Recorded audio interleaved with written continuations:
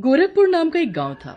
उस गांव में 15 अगस्त बहुत ही अच्छे तरीके से मनाते हैं। सारे बच्चे और बड़े मिलकर 15 अगस्त के दिन मजे से पतंग उड़ाते हैं।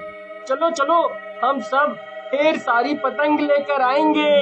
हाँ हाँ, मैंने देखा था कि दुकान पर ढेर सारी पतंगे लगी हुई थी, अच्छे अच्छे रंगों की और बड़ी बड़ी भी।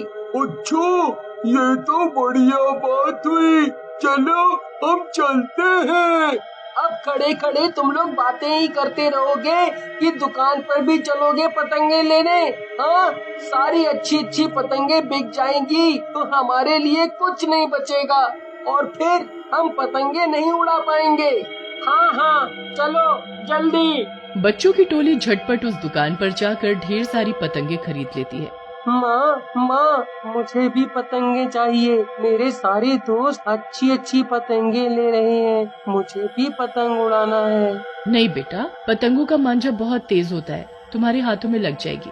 नहीं माँ, नहीं लगेगी। मैं अपनी उंगलियों पर कुछ बांध लूँगा। प्लीज माँ, मुझे एक पतंग और एक मांझा दिला दो ना, प्लीज। नहीं बेटा, पतंगों के मांझे से तुम्हें ही नहीं बाकी लोग और आसमान में उड़ने वाले पंछियों को भी खतरा है। पंछियों को खतरा और लोगों को भी? कैसे माँ?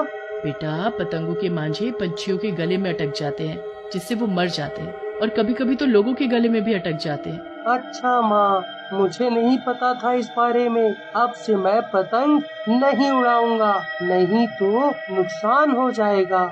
शाबाश मेरे बच्चे, बहुत अच्छे।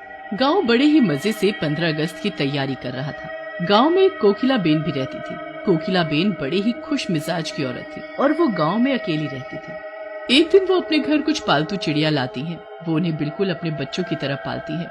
हाय, कितनी प्यारी प्यारी चिड़िया हैं, कहीं इनको मेरी नजर न लग जाए। रोज सुबह शाम इनकी चहचहाहट सुनूंगी तो दिन बड़ा अच्छा जाएगा। और ये का कोकिला बहन, ये चिड़िया कहाँ से उठा लाई? अजी तुम्हारे सर के घोंसले से उठाकर लाई हूँ। और कुछ? तौबा तौबा, इतना अच्छा तो सर है मेरा। अरे मियाँ, ये चिड़िया पालतू है। अच्छा, बढ़िया है। चलो, आपका अकेलापन दूर हो जाएगा इन चिड़ियों की वजह से। कोकिला बेन रोज अपनी चिड़ियों को पिंजरे से बाहर निकालकर उन्हें उड़ा देती है ताकि चिड़ियों की सैर हो जाए। 15 अगस्त का दिन आ जाता है। पूरा आसमान पतंगों से भर जाता है। सारे गांव वाले मैदान में पतंगे और मांझे लेकर पतंगे उड़ाने लगते हैं। आज तो मैं अपनी चिड़िया को नहीं उड़ाऊंगी, क्योंकि आज तो सारे पतंगे लेकर मैदान में पहुंच गए हैं। बेकार में मेरी चिड़िया को कोई चोट लग गई तो। 15 अगस्त के अगले दिन कोकिला बेन अपनी चिड़िया को बाहर उड़ा देती है। कोकिला अपनी 10 चिड़िया को उड़ा देती है, लेकिन वापस सिर्फ 2 ही आ पाती है। हाय रे, ये क्या हो गया? मेरी सारी चिड़िया कहाँ गई? 10 चिड़िया उड़ाई थी, लेकिन बस 2 ही आई है, बाकी सारी कहाँ गई? कोकिला बेन बहुत देर तक इंतजार करने के बाद खुद उन्हें ढूंढने चली जाती है। जैसे ही कोकिला बेन उन्हें बाहर ढूंढने जाती है, उसे बहुत जोर का झटका लगता है, ये देखकर कि उसकी बची हुई सारी चिड़िया मर चुकी हैं। पतंगों के मांझे की वजह से वो सारी चिड़िया मर जाती हैं। हाय राम, ये क्या हो गया? मेरी सारी चिड़िया पतंगों के मांझे से मर गई। क्या हो गया ये? कोकिला बेन की रोती हुई आवाज सुनकर सारे गाँव वाले उन्हें देखने आ जाते हैं। अरे कोकिला बहन, क्या हो गया? क्यों रो रही हो? अरे तुम लोगों की वजह से मेरी सारी चिड़िया मर गई। अरे हमने क्या कर दिया ऐसा है? तुम लोगों के पतंगों के मांझों से मेरी चिड़ियाओं का कत्ल हुआ है। अरे छोड़ो सब इसकी बातें, ये तो पगला हो गई है। हाँ। कोकिला बेन वहीं बैठी बैठी रोती रहती है और समंदर में जाकर अपनी जान दे देती है। कोकिला बेन के मरते ही वो बहुत बुरी चुड़ैल बन जाती है, क्योंकि मरते हुए उसके दिल में गांव वालों के लिए नफरत की आग जली हुई थी। मैं इन गांव वालों को नहीं छोड़ूंगी, इन्हें सबक सिखा कर रहूंगी। चुड़ैल अपने जादू से एक बहुत बड़ी और डरावनी पतंग बनाती है। बस अब यही पतंग मेरा बदला पूरा करेगी। इसके लपेटे में जब गांव वाले आएंगे तो बचेंगे नहीं। इसके बड़े बड़े दांत अब गांव वालों का बहुत बुरा हश्र करेंगे। चुड़ैल अपनी पतंग के साथ गांव वालों से बदला लेने चल पड़ती है। एक दिन एक आदमी गांव के मैदान के पास वाले खाली रास्ते से गुजर रहा था। चुड़ैल उस आदमी को देख लेती है। अरे वाह, ये रहा मेरा पहला शिकार। चल मेरी पतंग, दिखा दे अपना काम। वो आदमी तेरा पहला शिकार है। पतंग अपना साइज बड़ा कर लेती है और अपना बड़ा सा मुंह खोल लेती है, जिसमें पैने पैने दांत थे। वो उस आदमी के ऊपर ऊपर उड़ने लगती है। ये क्या है? ये तो बहुत ही डरावना है। पतंग झटके से आकर उस आदमी को लपेटकर मैदान में ले जाती है और उसे अपने बड़े से मुंह से चबाकर खा जाती है। अरे वाह मेरी पतंग, पहला शिकार पूरा हुआ। ऐसे वो चुड़ैल उसकी बड़ी पतंग के साथ बहुत से गांव वालों को मार देती है। पूरे गांव में ये बात फैल जाती है।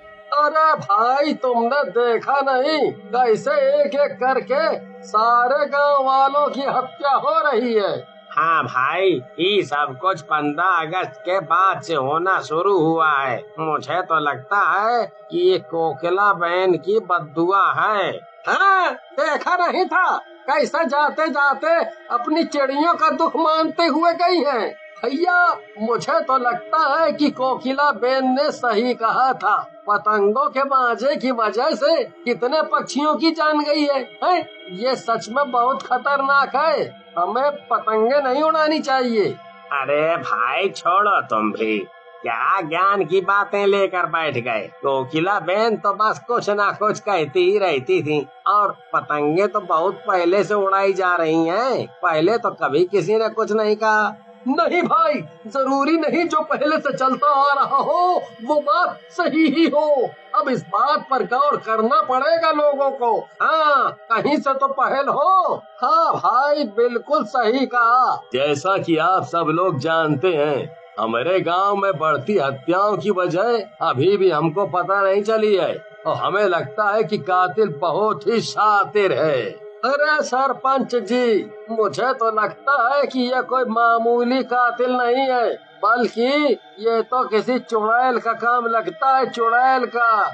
मुझे तो बहुत बार इस गांव में किसी साये का एहसास हुआ है। हाँ, और तो और कोकिला बहन की मौत भी तो कुछ दिनों पहले हुई है। अरे सरपंच जी, आप इसकी बातों पर ध्यान न दें। ये चुड़ैल वगैरह कुछ नहीं है। हम बता रहे हैं आप। अच्छा बस, अब और वार्तालाप नहीं है। हमें इस गांव वाले की बात पर गौर करना चाहिए। इसलिए मैं ये ऐलान करता हूँ कि कल मैं एक बहुत अच्छे तांत्रिक को बुलाऊंगा। ये बात चुड़ैल चुपके से सुन लेती है। अच्छा बेटा, तो ये बात है, मुझे पकड़ने की कोशिश की जा रही है। इतना आसान नहीं है मुझे पकड़ना। अपनी बड़ी पतंग के डर से इन गांव वालों को भी इनकी कोकिला बेन याद न दिलाई तो मैं भी चुड़ैल नहीं। अगले दिन सरपंच तांत्रिक को गांव ले आता है। तुम्हारा अंदाजा सही था। इस गांव में किसी खतरनाक आत्मा का साया वास करता है। उसकी शक्तियाँ बहुत तेज हैं। तभी पीछे से चुड़ैल की बहुत डरावनी हंसी की आवाज सुनाई देना शुरू हो जाती है। क्या हुआ तांत्रिक, मुझे पकड़ने आया है? तुझे क्या लगता है तेरे आ जाने से मैं डर जाऊंगी? इन गांव वालों को छोड़ दूंगी? कभी नहीं। तू चाहती क्या है? क्यों आई है तू यहाँ? मैं इन गांव वालों को मार दूंगी। इन्हीं की वजह से मेरे प्यारे प्यारे पक्षी मर गए। ये लोग तो बेफिक्र होकर पतंग मजे से उड़ा रहे थे, जिसकी वजह से कटे हुए मंजे इधर उधर लटक जाते हैं। लटके हुए मंजों से पक्षी के पर अटक जाते हैं, जिससे उनको बहुत चोट आती है। इन गांव वालों को भी पता होना चाहिए कि जब जिंदगी इनके लिए कीमती है तो पक्षियों के लिए भी जिंदगी उतनी ही कीमती है। इनको ऐसा सबक सिखाऊंगी कि पूरी जिंदगी की पतंग उड़ाना भूल जाएंगे। अच्छा, तो तेरा ये मसला है। तेरा इरादा नेक है, लेकिन काम तेरा बहुत गलत। इसकी सजा तुझे मिलेगी। तुझे इस गांव को हमेशा हमेशा के लिए छोड़कर जाना पड़ेगा। नहीं, मैं अपना बदला इन गांव वालों से लिए बगैर नहीं जाऊंगी। सारे गांव वाले मिलकर चुड़ैल से बहुत माफी मांगते हैं। अरे हमका माफ कर दो कोकिला बहन, हम कभी पतंग नहीं उड़ाएंगे। हाँ, हम सब लोगों को पता लग चुका है कि इससे कितना ज्यादा नुकसान होता है। ये बात सुनकर चुड़ैल का गुस्सा थोड़ा शांत होता है। तांत्रिक मौका देखकर चुड़ैल को मुक्ति देने के लिए उसकी जादुई बड़ी पतंग में आग लगा देता है और चुड़ैल वहाँ से गायब हो जाती है।